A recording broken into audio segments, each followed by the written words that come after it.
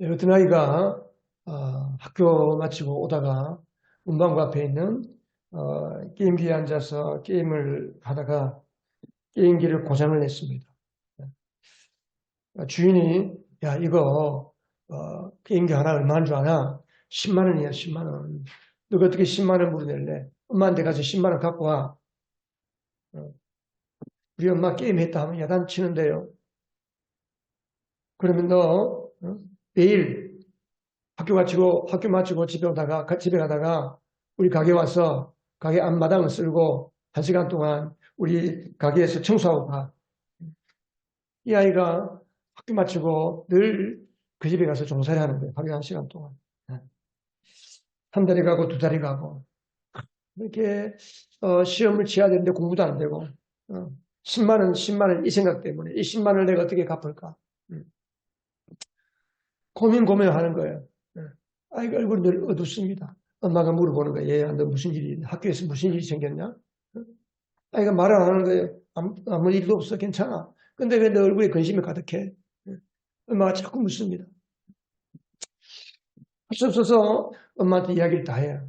내가 학교 갔다 오다가 한 석 달 전에 게임을 하다 게임기를 내가 화가 난다고 막 게임기를 발로 쳤더니 그 게임기가 부서져서 깨어져가지고 10만 원을 나한테 가져오라는데 10만 원이 없어가지고 그 아저씨가 나보고 이제 매일매일 집에 가다가 1시간씩 청소하러 가라고 그랬다.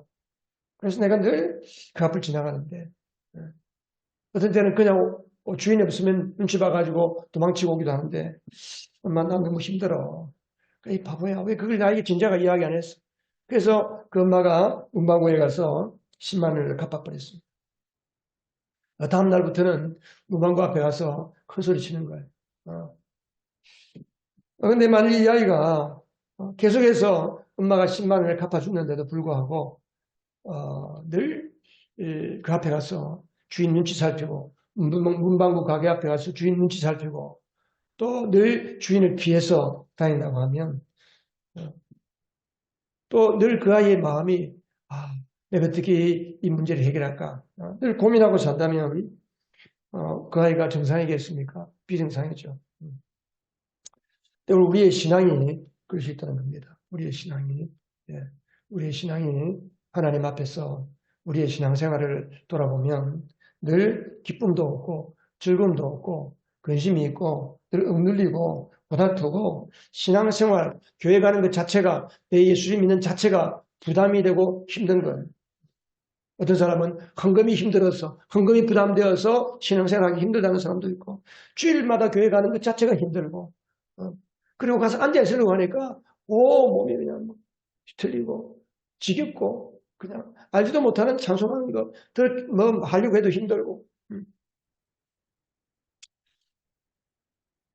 심지어 예수를 믿고 거듭났음에도 불구하고 늘 힘든 거예요. 신앙생활이. 여러분의 신앙생활이 즐겁습니까? 힘들지 않습니까? 부담되지 않습니까?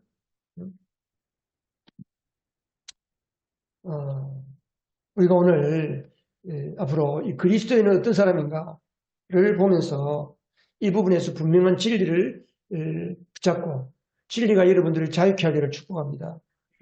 하나님이 주시는 구원의 기쁨, 하나님의 자녀의 기쁨, 하나님의 아들의 그 능력, 감격, 감사, 기쁨, 자유 이것을 회복하시기를 축복합니다. 오늘 말씀을 들으면서 여러분들이 좀 헷갈린다 하는 것도 헷갈린다. 저거 아닌 건데 목사님 왜 저걸 저렇게 말씀하지? 라고 생각하는 것도 있을 수 있겠어요. 그러나 마음을 끝까지 열고 귀를 잘 열고 들어보시기 바랍니다.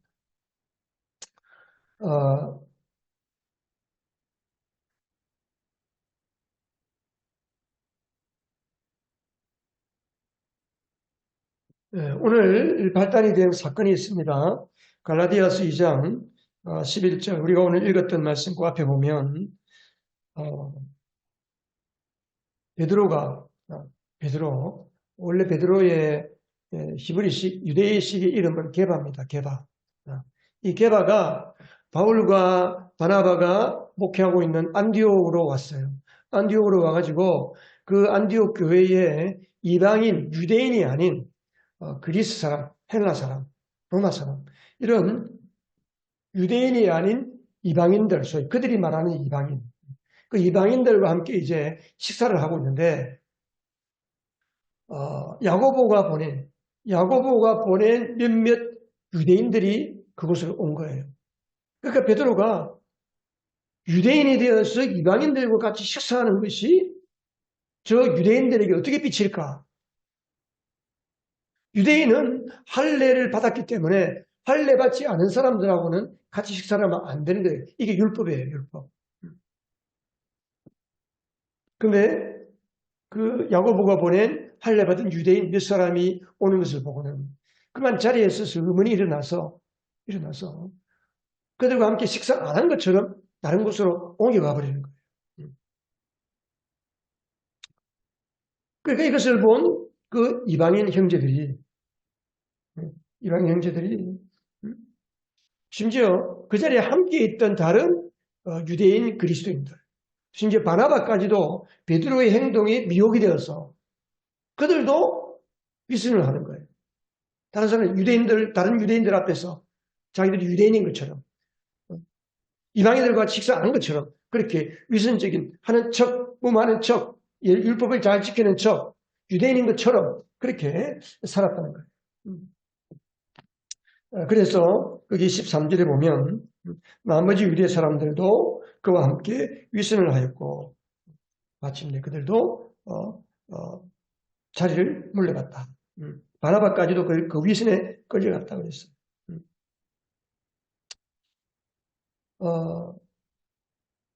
예수님께서 그 바리새인들에게 가장 혹독하게 저주하신 내용이 있습니다.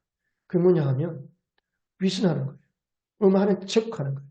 예배를 잘 드리는 척, 신앙생활 잘하는 척. 왜 척할까요? 예배를 잘 못 드리니까, 신앙생활 잘 못하니까 하나님 앞에서 내가 신앙생활 잘하는 모습으로 보이고 싶어서 사람들한테 보이고 싶어서 그렇게 척하는 거예요. 이걸 위선이라는 거예요. 위선. 예전 성경에서는 외식하는 자, 외식.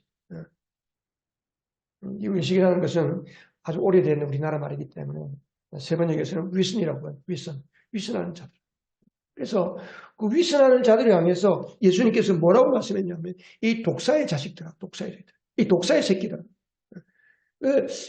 유대인들 히브리 이스라엘에서는 독사의 새끼들아라고 말하면 한국에서는 무슨 욕과 똑같으냐면 개 XX야 그런 거와 똑같은 거예요.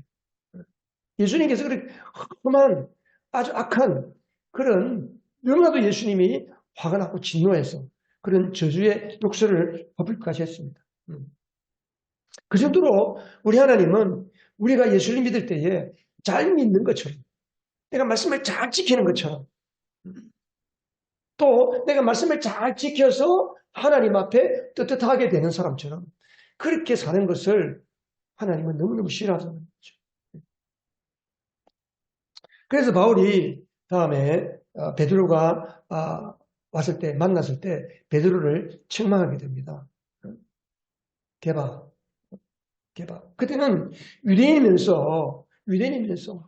유대인이지만 우리가 예수를 왜 믿었냐? 우리가 예수를 믿고 성령 받고 율법에서 자유케 되어서 이제는 더 이상 율법이 없는 이방인과 같이 똑같이 모든 사람들 앞에 하나님 앞에 자유로운 사람이 되었는데 그래서 이방인들과 같이 식사도 하고 율법에 매이지 않고 그렇게 사는데 어째서 당신은 할례 받은 유대인들이 오니까 안 그런 척하는 위선적인 행동을 하느냐?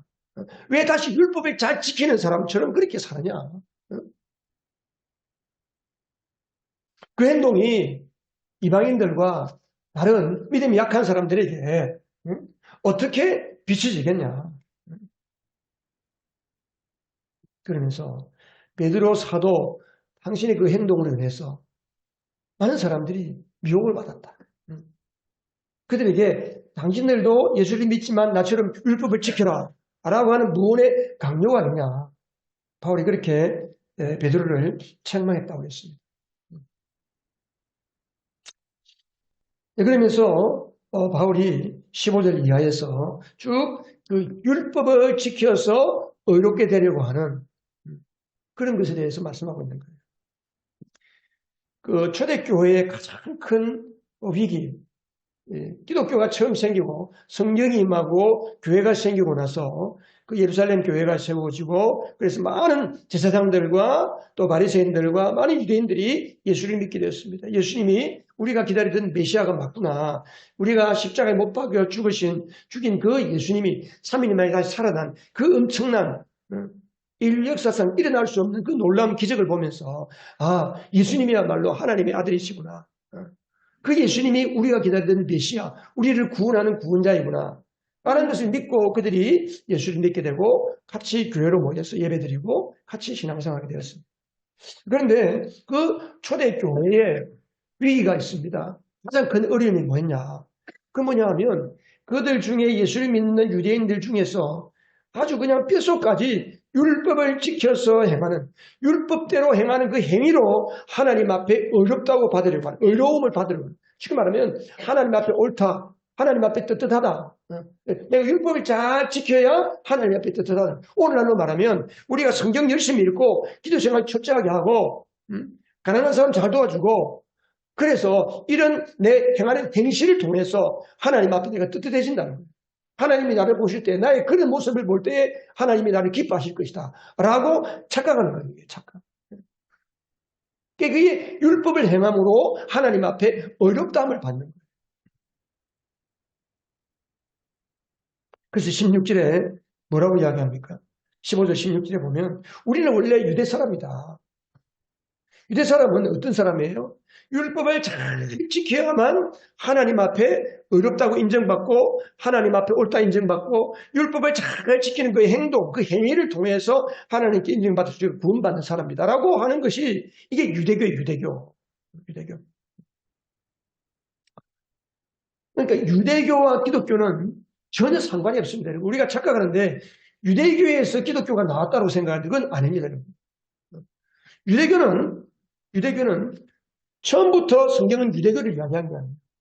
아브라함의 자손, 아브라함에게 하나님이 믿음으로 아브라함을 구원하시고 아브라함을 불러서 하나님의 말씀을 주시고 이스라엘 백성을 선택하시고 애굽에서 이스라엘을 구원해서 하나님의 백성을 삼으신 것은 그 유대교가 아니에요. 믿음으로 구원받는 거예요. 아브라함을 부를 때 아브라함이 하나님 앞에 착한 행실을 했기 때문에 그걸 보고 아브라함을 불러서 구원했습니까? 아니거든요. 그의 믿음을 보고 내 씨가 하늘의 별처럼 바다의 모래처럼 많아질 것이다 하는 그 하나님의 약속 언약을 듣고 믿었어요. 그래서 그 믿음을 보시고 하나님이 그를 의롭게 여기셨어요.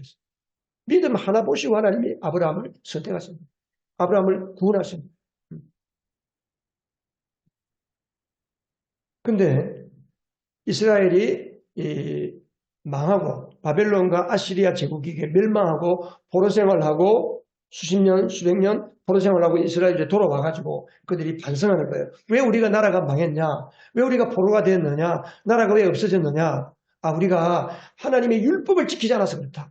안식일을 지키지 않아서 그렇다. 주일날 예배 생활 철저히 하지 않고 11주 생활 철저히 하지 않고 우리 하나님 앞에 매일매일 드리는 그 제사 생활을 철저하게 하지 않았기 때문에 우리 하나님 앞에 벌 받아서 징계를 받아서 멸망했다. 맞아요. 틀린 거 아닙니다. 맞아요. 그 다음에 그래서 우리가 어떻게 할 거냐? 우리가 회개하고 다시 하나님께 돌아가자. 하나님 우리가 잘못했습니다. 우리를 불쌍히 해주세요. 라고 해야 되는데 그들은 어떻게 했습니까? 그렇게 하지 않았다는 거예요. 그럼 우리가 어떻게 할 거냐? 우리가 말씀을 철저하게 지키자. 그래서 모세오경, 창세기, 출애굽기, 레위기, 민수기, 신명기 이 5건의 율법서를 그들이 연구를 하기 시작했어요. 그 연구한 사람이 누구냐? 서기관과 바리새인이에요. 그들이 연구를 해서 그럼 안식을 어떻게 안식일을 지키는 것이 거룩하게 지키는 거냐? 하나님의 안식일에는 짐승까지도 너희 집에 있는 짐승까지도 쉬게 해라. 종살이들도 일시키지 말아라. 그래 종들도. 우리가 어떻게 하는 게 일이 아니냐? 자, 우리가 안식일에 대해서 회당에 가야 되는데 회당에 가는 그건 뭐 일 아니냐? 밥 먹는 일 아니냐? 어디까지 일이냐? 어디까지가 일이 아니냐? 이걸 따지기 시작했어. 그래서 성경에도 없는 거를 그들이 지어내서 안식일은 2km까지 가는 건 일이 아니다. 2km 넘어가면 일이다. 소위에서 이런 것들을 정하는 거예요. 그래서 우리가 율법을 잘 철저하게 지켜서 하나님께 율법을 잘 지키는 그 의로운 행실로 하나님 앞에 떳떳하게 된다. 구원받게 된다. 의로운 삶을 살게 된다.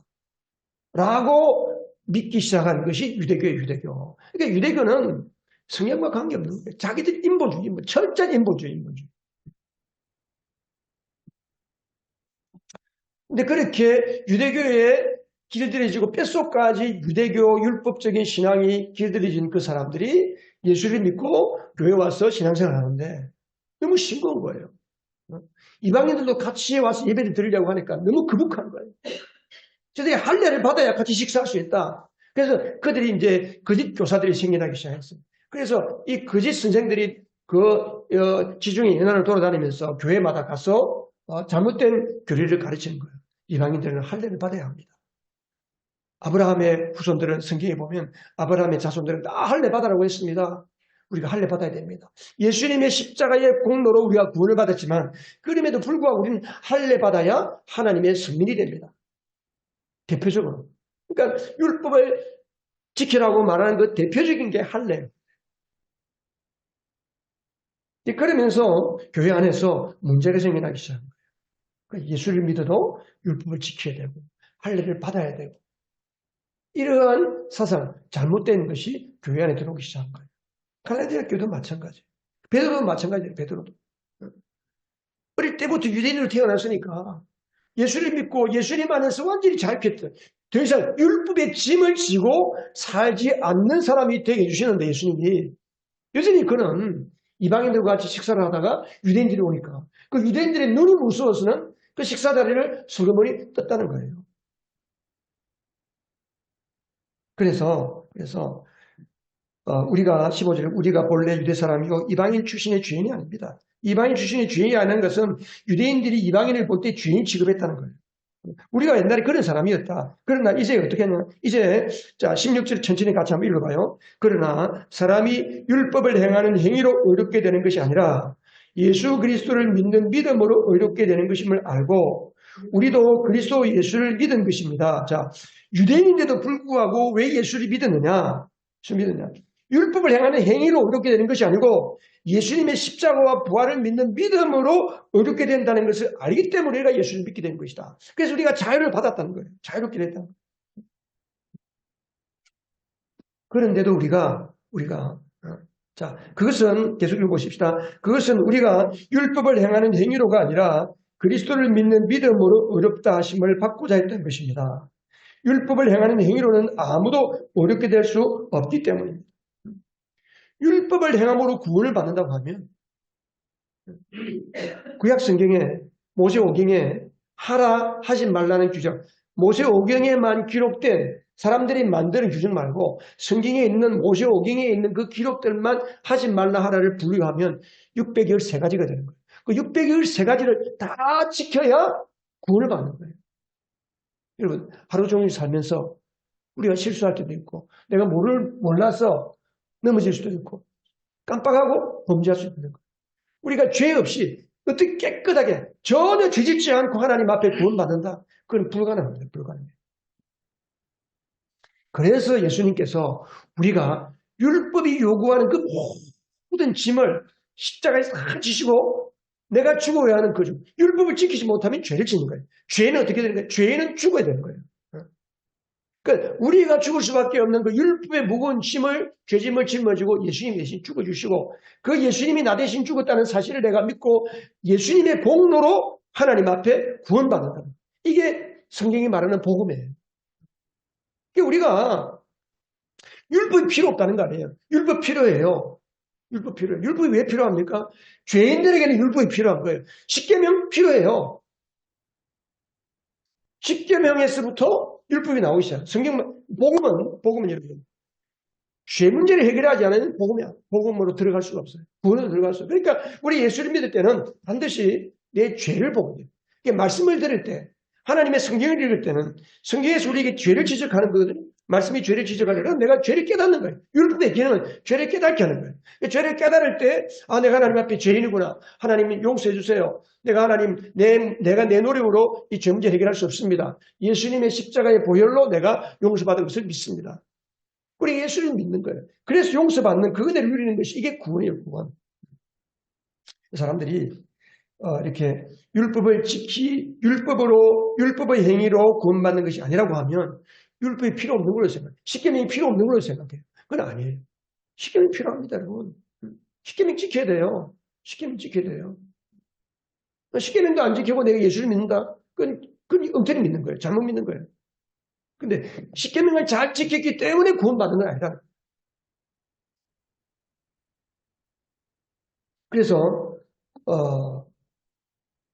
왜 복음을 전하는 사도로서 베드로 당신은 율법을 지킴으로써 어렵게 되는 것처럼 살고 있느냐? 바로 지금 그걸 이야기하는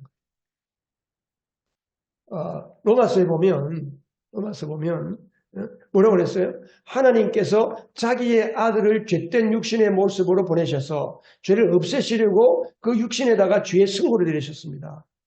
그것은 뭐예요? 같이 읽습니다. 율법을 따라 살지 않고 성령을 따라 사는 우리가 율법이 요구하는 바를 이루게 하시려는 것이죠. 예수님이 모든 것을 다 이루셨다는 거예요.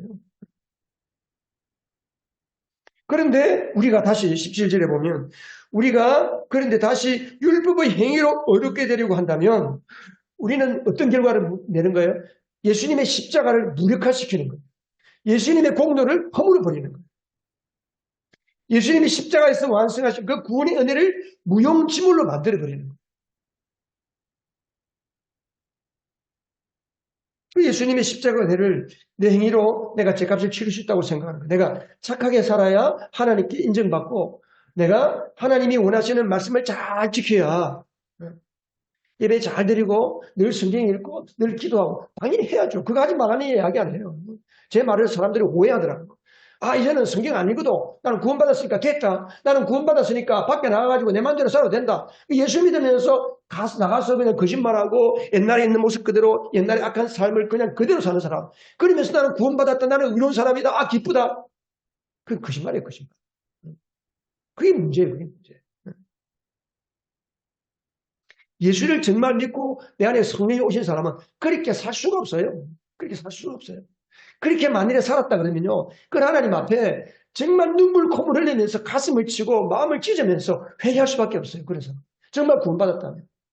근데 우리가 어떻게 살아요? 그렇게 살면서도 뻔뻔하게 사는 사람들이 많거든. 그래서 사람들이 예수 믿는 사람을 욕하는 거예요.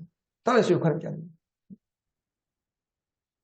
그래서 우리가 내 선한 행위로 죄값을 치를 수 있다고 생각하는 그 자체가 뭐예요? 예수님의 십자가의 공로를 허물어 버리는 거예요. 그래서 18절에 보면 18절 같이 읽어보겠습니다. 내가 헐어버린 것을 다시 세우면 나는 나 스스로를 범법자로 만드는 것입니다. 여기에 범법자라는 말이 헬라어가 뭐냐 하면 파라바테스라는 말인데 이 파라바테스라는 말을 보면 길을 거꾸로 가는 거예요. 반역하는 거예요. 반역. 그러니까 우리가 베드로가 예수님을 배신하는 거예요. 바울이 베드로를 향해서 그렇게 율법의 착한 행실로 하나님 앞에 의롭게 되려고 신앙생활하는 사람은 예수 그리스도를 배신하는 것이다. 배신. 그래서 바울은 어떻게 사느냐? 19절 20절에서 바울은 그래서 나는 이렇게 산다라고 이야기하는 거예요. 자, 19절에 보면 나는 어디에 죽었다 살았다는 게 두 번 나오자 율법과의 관계에서는 율법 때문에 나는 죽었다. 그리고 그것은 내가 죽었다는 그 사실은 내가 하나님을 향해서 다시 살기 위함이다. 이걸 20절에서는 뭐라고 했습니까? 우리가 잘 아는 대로 20절. 20절 같이 20절 이것은 이번 4월달 우리 암송 구절이잖아요. 같이 한번 읽어보겠습니다. 시작. 나는 그리스도와 함께 십자가에 못 박혔습니다. 이제 살고 있는 것은 내가 아닙니다. 그리스도께서 내 안에 살고 계십니다. 내가 지금 육신 안에 살고 있는 삶은 나를 사랑하셔서 나를 위하여 자기 몸을 내어주신 하나님의 아들을 믿는 믿음 안에서 살아가는 것입니다. 네. 자, 이걸 우리가 잘 알아야 돼요. 이게 무슨 말이냐? 이게 무슨 말이냐? 그러니까 이 갈라디아 2장 20절은 그리스도인이 어떤 사람인지 예수 믿는 게 뭔지를 가장 선명하게 확실하게 단적으로 드러낸 말씀이 바로 갈라디아 2장 20절입니다. 그러면 평생 여러분 이 말씀 잊어버리면 안 돼요. 이걸 외우시면 돼요. 요한복음 3장 16절하고 이번 달 외울 말씀이 갈라디아 20절 그리고 고린도후서 5장 17절 다음 주는 고린도후서 5장 17절을 가지고 제가 설교할 거예요. 자, 여기 보면 몇 가지가 나오는데 바울이 그리스도와 함께 어디에서 어떻게 죽었다고 그랬습니까? 예, 예, 그리스도와 함께 십자가에 못 박혔습니다. 자, 우리가 지금 예수님이 죽으신 지 2000년이 지난 오늘 우리가 예수를 믿는데도 불구하고 우리는 예수님이 2000년 전에 십자가에 죽으실 때 나도 함께 죽었다는 거예요. 함께 죽었다. 그러면 그리스도와 함께 십자가에 못 박혀 죽었다고 하는 나는 어떤 나입니까?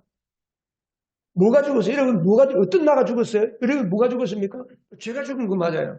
근데 죄가 조금 더 엄밀하게 말하면 내 죄를 없애려고 내 노력으로 살고 하나님 앞에 옳다 인정받기 위해서 내가 말씀을 잘 지키면서 하나님께 인정받으려고 하던 쉽게 말하면 율법을 따라서 의롭게 되려고 하던 그 나가 죽었다는 거예요. 이걸 성경에서는 옛사람이라고 해요. 옛사람. 내 행실로, 내 노력으로, 내 종교적인 열심으로 내가 기독교를 믿고 예수를 믿었기 때문에 기독교적으로 살아야 할 많은 윤리 가치관이 있잖아요. 많은 것들이 있습니다. 주일날 예배 드려야 돼요. 여러분, 주일날 예배를 안 드리면 그 사람의 믿음은 금세 식습니다. 금세 식어버려요. 그래서 내가 죽었다, 십자가에서 내가 죽었다고 하는 것은 뭐냐면 내 노력으로, 내 행실로 내가 잘 믿어보려고 하는 그 나, 내 노력으로 믿어보려고 하는 그 나가 죽었다는 거예요. 이해가 되십니까, 여러분? 믿어지십니까? 이해가 되십니까? 이걸 믿어야 돼. 내가 내 노력으로, 내 행실로, 내 어떤 공력으로 예수를 잘 믿어보겠다고 하는 사람은 죽은 거예요. 그게 죽은 거예요. 그게 죽어야 내가 살아요. 진짜 내가 살아요. 예수 믿는 참된 하나님의 아들로서 사는 삶이 살아나는 겁니다. 여러분, 오늘 이 말씀을 드릴 때에 여러분이 옛사람이 십자가에 죽어진 것이 믿어지기를 축복합니다. 그러니까 우리가 율법의 행위를 내세우면서 살 때, 율법의 행위를 내세우면서 살 때 우리가 어땠어요? 늘 고달픈 거예요. 내가 사람들마다 자기가 정한 수준이 있어요. 이 정도 살아야지. 내가 권사가 되었으니까 이 정도 신앙생활 해야지. 내가 목사가 되었으니까 이 정도 신앙생활 해야지. 그 다 자기 수준을 정해놓고 사는 거예요. 그 수준에 도달하면 누가 좋아해? 자기가 만족한 거예요. 그 수준에 도달하지 못하면 자기가 힘든 거예요. 그래서 늘 신앙생활을 하면 할수록 우리는 고달프고 패배감이 있고 죄책감만 생기고 하나님께 죄송한 마음이 드는 거예요. 그렇게 살면은 그게 죽었다는 거예요. 그게 죽었다. 그런데 내가 이제는 그 율법을 따라 살려고 하는 것에서 빠져나와서 이제는 십자가의 은혜와 자유를 누리면서 살게 되었다. 바로 그걸 이야기하는 거예요. 여러분, 새장을 생각해요. 새장. 그 새장에 새가 갇혀 있어요. 새가 갇혀 있는데 이 새가 하늘로 높이 날고 싶어가지고 늘 날개짓으로 파닥거리고 하늘로 팍 솟았는데 머리가 탁 새장에 받쳐. 또 막 날개짓하다 날개가 새장에 끼어. 날개가 부러지고 다리가 부러지고 머리에 머리 있는 새 머리가 다 깨어지고 그렇게 신앙생활 하는 사람이 많다는 거예요. 오늘날. 이게 뭐예요? 우리가 자꾸 이것도 하고 저것도 하고 자꾸 뭔가를 해서 하나님께 만족을 얻으려고. 우리가 몇 주 전에 보았던, 오래전에 보았던 그 마르다와 마리아. 마르다도 예수님이 오셨으니까 예수님을 만족시키기 위해서 막 여러 가지 일을 하잖아요. 그런데 예수님은 뭘 했어요? 딱 한 가지만 하면 좋겠다. 딱 한 가지. 그 한 가지가 뭐예요? 예수님과 내가 만나는 거예요. 예수 우리를 만나고 싶어 하는 거예요.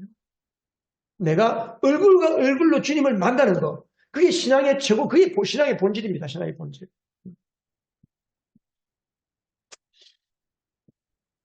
아, 그래서 우리가 율법의 행위로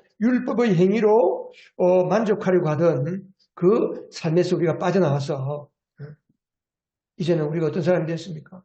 세상에서 새가 나와서 하늘을 나는 것처럼 십자가의 은혜로 월월 나는 자유가 있는 그런 삶을 살게 되었다. 바로 지금 그걸 이야기하는 거예요.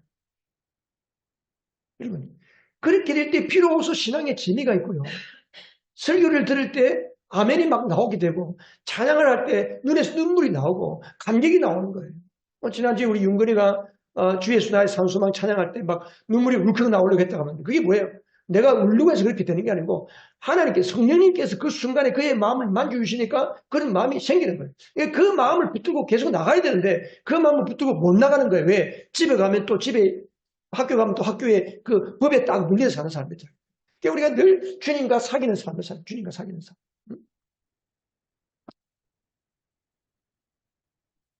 그래서 우리가 이제 그 십자가의 은혜와 십자가의 자유를 누리고 살게 될 때에 내 믿음에 의미가 있고 신앙생활이 재미있고 예수님을 자꾸 가까이 하고 싶고 그래서 예수님을 가까이 하고 싶고 예수님을 사랑하고 싶기 때문에 성경을 보는 거예요.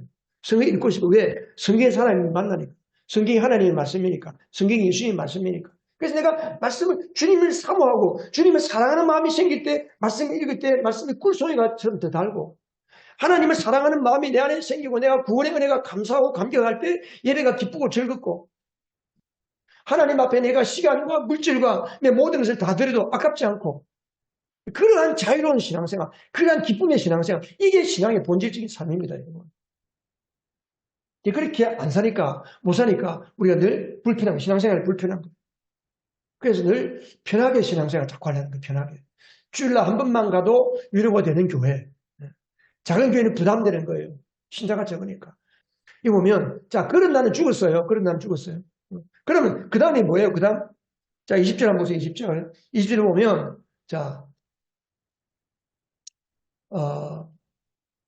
그런 나는 죽었고, 이제 내가 살고 있는 것은 내가 아닙니다.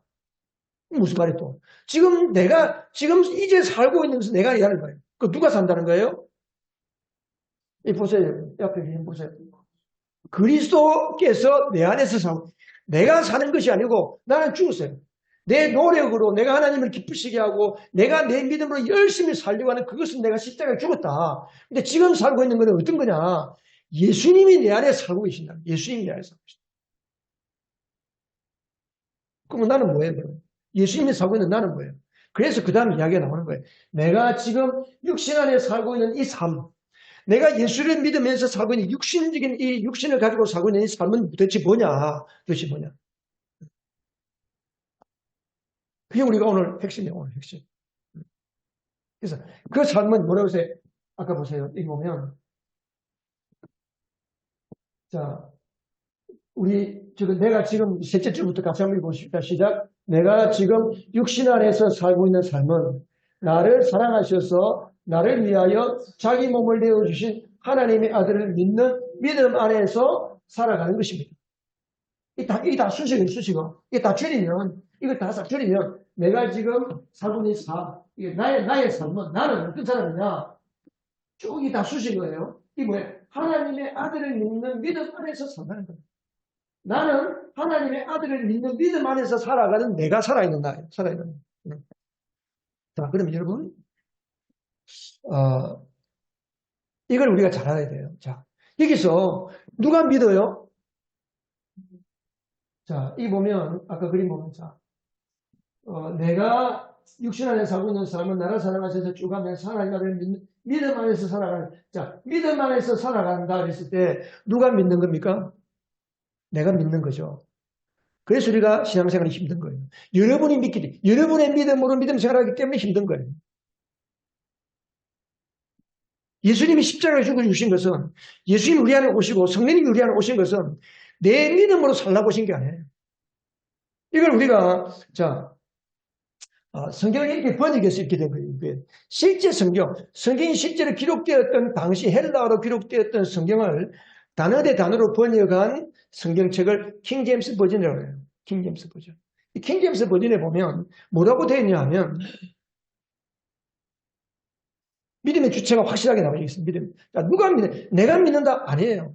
여기서 보면 자, 예, 자, 이게 내가 지금 살고 있는 이 삶은 어떤 삶이냐? 자, 육체 안에서 살고 있는 나의 삶은 도대체 누구냐? 뭐냐? 하나님의 아들의 믿음에 뭐해서? 의해서 내가 산다는 거예요. 우리 성경은 하나님의 아들을 믿는 믿음 안에서 산다라고 했는데 그게 번역이 틀린 건 아니에요. 맞아요. 근데 더 정확하게 하려면 이 믿음이 누구의 믿음이에요? 여러분의 믿음이에요? 누구의 믿음? 이걸 영어로 보니까 자, 이걸 한글로 번역을 하면 하나님의 아들의 믿음에 의해서 내가 산다는 거예요. 그럼 이 믿음은 누구 믿음입니까? 여러분의 믿음이에요? 누구의 믿음입니까? 다시 누구의 믿음? 자, 하나님의 아들의 믿음. 이 하나님의 아들이 어디에 있다는 거예요? 내 안에 살고 계시다는 거예요. 내 안에 살고 계시는 하나님의 아들의 믿음에 의해서 내가 산다는 거예요. 내 믿음으로 내가 사는 게 아니고. 그러니까 내 믿음으로 내가 산다고 하니까 기분 좋고 내가 신앙생활 열심히 하고 성경 좀 읽으면 내가 만족하고 기도 좀 못하고 수요기도 못하고 주일 예배도 빠지고 자꾸 내 삶이 엉망이 되면 나는 완전히 하나님과 동떨어진 것 같고 힘들고 패배감과 절망감과 죄책감이 생기는 거예요. 내 믿음에 따라서. 우리 신앙생활이 롤러코스터를 타는 이유가 뭐냐? 내 믿음으로 살기 때문에 신앙생활이 롤러코스터를 타는 거예요. 늘 시험 드는 거예요. 늘 시험. 좀 괜찮다 싶으면 또 시험에 팍 들이고.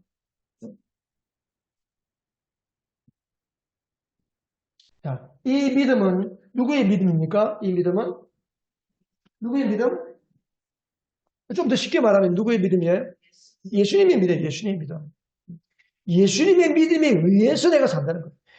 내가 살아가는 나의 진짜 나는 옛사람 율법을 따라 내가 예수를 잘 믿으려고 노력하는 그 사람은 십자가에 죽었고 나를 대신해서 죽으신 그 예수님 나를 사랑하시고 who loved me 나를 사랑하는 그 예수님 and gave himself for me 나를 위하여 자기 자신을 내어주신 그 예수님 내 안에 계신 예수님 그 예수님의 믿음에 의해서 사는 내가 진짜 예수 믿는 나라는 거예요. 할렐루야. 이 말씀이 뭔지 이해가 되고 깨달아지고 믿으시기를 축복합니다. 우리가 내 안에 계신 예수님의 믿음 예수님이 어떤 믿음을 가지실까? 예수님이 어떤 믿음? 그러니까 나를 살게 하는 내 삶의 본질, 내 삶의 핵심이 뭐냐? 핵심이 뭐냐? 여러분, 자동차가 있어요, 자동차. 이 자동차가 있어요. 이게 저 뒤에 보는 게 우리 교회인데 미포 로타리에서 자동차가 미포 로타리 입구에서 우리 교회 로타리 입구에서 우리 교회까지 한 50m 되는데 한 3, 40m 되잖아요. 근데 기름이 앵꼬가 나빠서 차가 스톱됐어요. 그럼 어떻게 해요? 뒤에는 차는 밀려오지. 그러니까 목사님 좀 오세요. 집사님 오세요. 미는 거예요. 교회까지 그냥 밀고 오는 거예요. 우리가 신앙생활 이렇게 한다는 거예요. 차는 뭐에 의해서 갑니까? 차 엔진은 뭐가 있어야 돌아가요?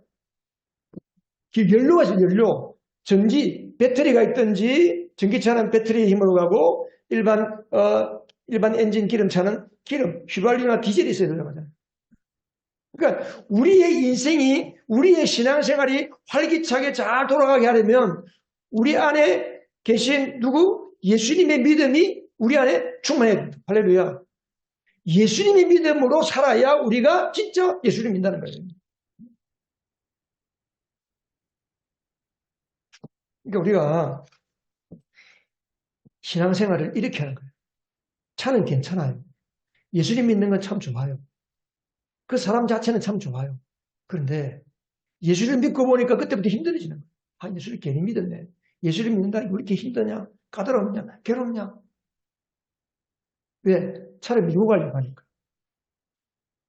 차를 밀지 않으면 뭐 하면 돼요, 여기다가? 뭐 하면 돼요? 어떻게 하면 돼요, 여기다가?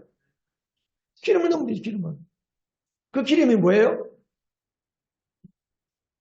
그 기름이 예수님이 예수님.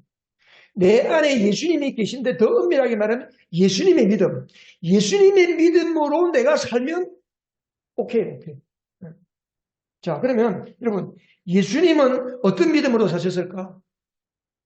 3년 동안 이 땅에 예수님이 오셔서 행하신 걸 보세요. 예수님의 믿음은 복음서에 나와 있는 예수님의 삶을 보면 알아요.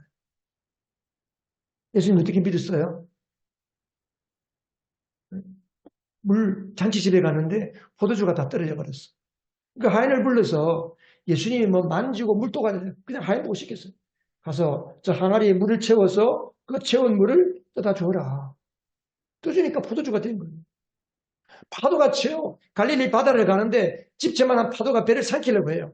제자들이 아우성입니다. 아, 예수님 우리가 죽게 되었습니다. 그러니까 예수님께서 이 믿음이 없는 자들아. 그러면서 뭐라고 그랬어요? 예수님께서 파도야 잠잠하라. 바람아 멈춰라. 고요하라. 그러니까 바람이 잠잠하고 파도가 멈춰버린 거예요. 이게 예수님 믿음이에요. 예수님 믿음. 그래서 예수님께서 이 삶들어 바다에 옮겨져라고 말하면 그 말하는 것이 대출로 믿고 말하면 된다는 거예요. 그게 예수님 믿음이에요. 우리는 어때요? 내가 생각해서 될 만한 것만 믿어. 될 만한 것만. 그렇잖아요? 기도를 왜 해요? 내가 이걸 하는데 기도를 하면서 생각, 이걸 이렇게 하면 되겠다. 할렐루야 하면 제가 이렇게 하겠습니다. 이게 전부 자기 생각으로, 자기 믿음만 더 봉황을 하니까 이게 안 되는 거지. 그러니까 여러분, 우리 안에 예수님의 믿음으로 충만해지길 바랍니다. 예수님의 믿음으로 사시기를 바랍니다. 이제부터는 여러분, 우리가 뭘 하든지 간에 예수님의 믿음은 어떻게 할까? 왜 그럴까요? 왜 물을 포도주로 만들고 파도를 잠잠케 하고 물고기 입에서 동전이 나오게 하고 눈물 소경 다윗아 순지했어요. 다윗아 순지했어요. 바디메오가 소리를 지르는 거예요. 예수님이 오셔서 네가 내가 뭘 해주기를 원하냐? 내가 보기를 원합니다. 주님이 뭐라고 그랬어요? 너 일로 와라. 예수님의 손 만지고 해서 고친 거예요. 그냥 말씀 한마디로 내 믿음대로 될지어다. 그가 보게 된 거예요. 예수니까 우리 안에 예수님의 믿음으로 충만하려면 뭘로 충만하면 되겠어요? 말씀으로 충만하면 되는 거예요. 예수님의 말씀으로 충만하면 되는 거예요. 오늘 목사의 설교를 들을 때 내가 사람의 말이 아니고 지금 하나님이 나에게 주시는 말씀이네 라고 들리는 말씀. 그 말씀을 레마의 말이라고 해요. 레마의 말. 성경에 기록되어 있는 이것은 로고스의 말씀. 객관적으로 기록된 이 말씀은 로고스의 말씀이고 이 객관적으로 기록된 수백 어마어마한 이 많은 말씀 중에 하나님이 오늘 아침 내가 성경을 읽다가 오늘 설교를 듣다가 나에게 하시는 말씀을 딱 들리시는 경우가 있어요. 너 아무개 찾아가서 위로해라. 그 말씀이 내게 딱 들어오면 그 사람 교회 나오기 싫어하는데 가봐야 거절할 텐데요. 근데 주님이 나보고 가서 위로하라는 거예요. 그러면 가서 위로하면 하나님이 일하시는 거예요. 내가 일하는 게 아니에요. 그게 예수님 믿음이거든. 가서 물을 떠서 뜯어 주라는 거예요. 그러니까 예수님의 말씀으로 충만해야 우리의 믿음이 충만합니다. 또 우리가 예수님의 말씀으로 충만하기 위해서 어떻게 돼요? 우리가 주님을 사랑함으로 주님을 사모하고 기도하고 주님과 대면, 기도는 여러분 주님과 대면하는 시간이에요. 주님이 하는 것을 보는 거예요. 주님이 하는 거. 그래서 우리가 예수 안에 머물러 있으라는 말이 그 말이에요. 너희가 내 안에 머물러 있고 내 말이 너희 안에 머물러 있으면 뭐라고 그랬어요? 너희가 무엇을 구하든지 다 그대로 이루어질 것이다. 여러분, 이제부터는 여러분의 믿음으로 살지 말고 예수님의 믿음으로 사시기 바랍니다. 네. 여러분 안에 예수님이 계십니까? 중요한 건 이거예요. 내 안에 예수님이 계시냐는 거예요. 여러분 안에 예수님이 계십니까? 네. 이거에 대해서 내가 다음 주에 또 이야기할 거예요. 한두 시간 말씀을 전해야 전체를 다 전할 수 있는데 예배 시간이 딱 정해졌으니까 참 안타깝지만 예수님도 그랬어요. 나는 아무것도 내 스스로 하는 게 없다 그랬어요. 아버지가 하는 것을 보고 그대로 간다 그랬어요. 기도가 그게 기도예요. 기도. 아버지가 어떻게 하는지 기도 시간에 아버지가 나에게 뭘 하기를 원하시는지 주님이 나에게 뭘 하기를 원하시는지를 듣는 시간이 기도예요. 내 혼자 잘 못 들으니까 같이 나와서 찬양하고 은혜 가운데 들어가서 기도하는 가운데에 성령이 우리 가운데 운행하시는 자리에 나와서 같이 기도하는 거예요. 그래서 같이 예배하고.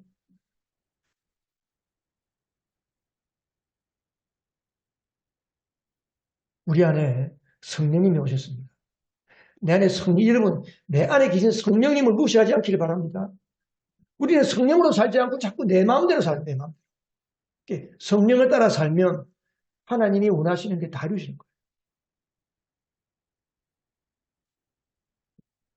이제 십자가에 죽었던 내가 예수님과 함께 살아났어요.